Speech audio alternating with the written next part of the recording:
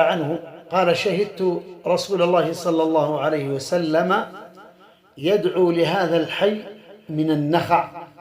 أو قال يثني عليهم، حتى تمنيت أني رجل منهم. وعن علقمة بن قيس وهو النخعي الذي قيل عنه: إذا لم ترى أو إذا لم تكن رأيت عبد الله ابن مسعود رضي الله تعالى عنه الهذلي فلا يضرك أن قد رأيت علقمة بن قيس، فهو من كبار تلامذته. علقمة بن قيس النخعي رحمه الله تعالى، وغيره من تلامذة الإمام عبد الله بن مسعود رضي الله تعالى عنه وأرضاه، ومنهم جملة كعامر بن شرحبيل أو بن شراحيل الهمداني، وهو إمام من أئمة المسلمين